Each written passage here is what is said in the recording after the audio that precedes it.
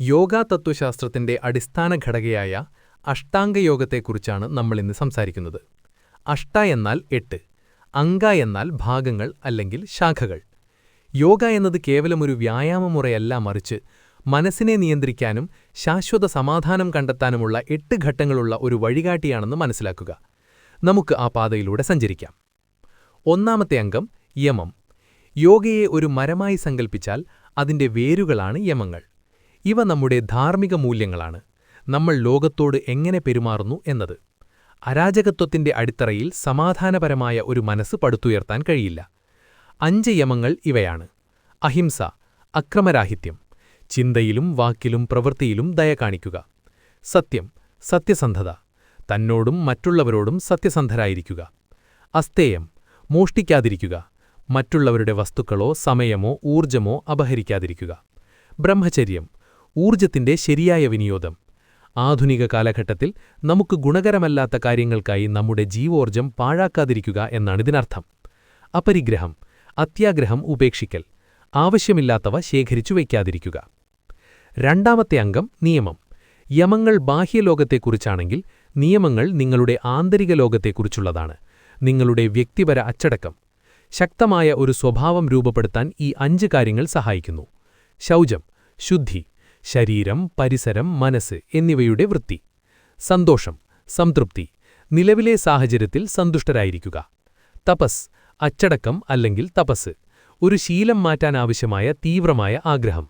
സ്വാധ്യായം, സ്വയം പഠനം, നല്ല പുസ്തകങ്ങൾ വായിക്കുന്നതും തന്നെക്കുറിച്ച് തന്നെ ചിന്തിക്കുന്നതും ഉൾപ്പെടുന്നു. ഈശ്വരപ്രണിധാനം, സമർപ്പണം, അഹംഭാവം വെടിഞ്ഞ് പ്രകൃതിക്കോ ദൈവത്തിനോ അല്ലെങ്കിൽ പ്രപഞ്ചശക്തിക്കോ മുന്നിൽ കീഴടങ്ങുക. മൂന്നാമത്തെ അംഗം ആസനം. ഇന്ന് ഭൂരിഭാഗം പേരും യോഗ എന്ന് വിളിക്കുന്നത് ഈ ശാരീരിക വ്യായാമത്തെയാണ്. പുരാതന ഗ്രന്ഥങ്ങളിൽ ആസനമെന്നാൽ ഇരിപ്പിടം എന്നാണർത്ഥം. കൈകുത്തി നിൽക്കലായിരുന്നില്ല അതിന്റെ ലക്ഷ്യം, മറിച്ച് ധ്യാനത്തിനായി ദീർഘനേരം വേദനകളില്ലാതെ അനങ്ങാതെ ഇരിക്കാൻ ശരീരത്തെ പാകപ്പെടുത്തുക എന്നതായിരുന്നു.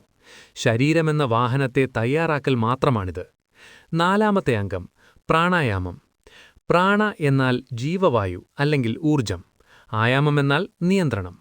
നിങ്ങളുടെ മനസ്സ് നിയന്ത്രണമില്ലാത്തൊരു പട്ടം പോലെയാണെങ്കിൽ ശ്വാസം അതിന്റെ നൂലായി പ്രവർത്തിക്കുന്നു. ശ്വാസത്തെ നിയന്ത്രിക്കുന്നതിലൂടെ നാഡീവ്യവസ്ഥയെയും വികാരങ്ങളെയും നിയന്ത്രിക്കാം. ശരീരത്തെയും മനസ്സിനെയും ബന്ധിപ്പിക്കുന്ന പാലമാണിത്. ഇനി നമ്മൾ പുറം ലോകത്തുനിന്ന് അകത്തേക്ക് നീങ്ങുന്നു. അഞ്ചാമത്തെ അംഗം പ്രത്യാഹാരം. ഇന്ദ്രിയങ്ങളെ പിൻവലിക്കൽ.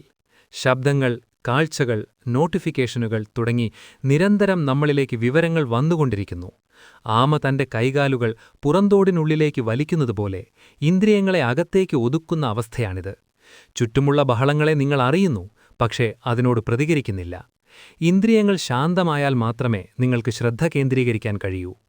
ആറാമത്തെ അംഗം ധാരണ, ഏകാഗ്രത. മനസ്സിനെ ലേസർ പോലെ കൂർപ്പിച്ചു നിർത്തുന്ന അവസ്ഥ. ഒരു മന്ത്രത്തിലോ ദീപനാളിയിലോ അല്ലെങ്കിൽ ശ്വാസത്തിലോ മാത്രം ശ്രദ്ധ കേന്ദ്രീകരിക്കുക. മനസ്സ് കാടുകയറുമ്പോൾ അത് സ്വാഭാവികമാണ്. അതിനെ വീണ്ടും പഴയ ഇടത്തേക്ക് കൊണ്ടുവരിക. വീണ്ടും വീണ്ടും അത് ആവർത്തിക്കുക. ഏഴാമത്തെ അംഗം ധ്യാനം. ഇതാണ് യഥാർത്ഥ ധ്യാനം. ഇതിൽ ചെറിയൊരു വ്യത്യാസമുണ്ട്. ധാരണ എന്നത് ശ്രദ്ധ കേന്ദ്രീകരിക്കാനുള്ള ശ്രമമാണെങ്കിൽ ആ ശ്രമമില്ലാതാകുന്ന അവസ്ഥയാണ് ധ്യാനം. അതൊരു ഒഴുക്കാണ്. ഉറങ്ങാൻ ശ്രമിക്കുന്നതും ഉറക്കവും തമ്മിലുള്ള വ്യത്യാസം പോലെയാണിത്. ധ്യാനം നിർബന്ധിച്ചു ചെയ്യാൻ കഴിയില്ല. സാഹചര്യങ്ങൾ അനുകൂലമാകുമ്പോൾ അത് സംഭവിക്കുന്നതാണ്. എട്ടാമത്തെ അംഗം സമാധി. യോഗയുടെ അന്തിമ ലക്ഷ്യം. ഇതു പലപ്പോഴും നിർവ്വാണം അല്ലെങ്കിൽ പരമാനന്ദമെന്ന് വിശേഷിപ്പിക്കപ്പെടുന്നു. ഈ അവസ്ഥയിൽ ഞാൻ എന്ന വേർതിരിവില്ലാതാകുന്നു. ധ്യാനിക്കുന്നയാളും ധ്യാനവസ്തുവും ധ്യാനപ്രക്രിയയും ഒന്നായിത്തീരുന്നു. തികച്ചും നിർമ്മലമായൊരു ബോധാവസ്ഥയാണിത്. ഇതൊരു മാന്ത്രിക കഥ പോലെ തോന്നാം, പക്ഷേ ഈ അവസ്ഥയുടെ ചെറിയൊരംശം പോലും വലിയ സമാധാനം നൽകും. യമം, നിയമം, ആസനം, പ്രാണായാമം, പ്രത്യാഹാരം, ധാരണ, ധ്യാനം, സമാധി. ഇതൊരു ചെക്ക്ലിസ്റ്റ് പോലെ ഒരിക്കൽ ചെയ്തു തീർക്കേണ്ട ഒന്നല്ല. ഇതൊരു വൃത്തം പോലെ തുടർച്ചയായ പ്രക്രിയയാണ്. ചിലപ്പോൾ നിങ്ങൾക്ക് കൂടുതൽ ആസനങ്ങൾ ആവശ്യമായി വരും. ചിലപ്പോൾ മറ്റുള്ളവരെ വിധിക്കുന്നത് നിർത്തി യമങ്ങളിൽ ശ്രദ്ധ കേന്ദ്രീകരിക്കേണ്ടി വരും.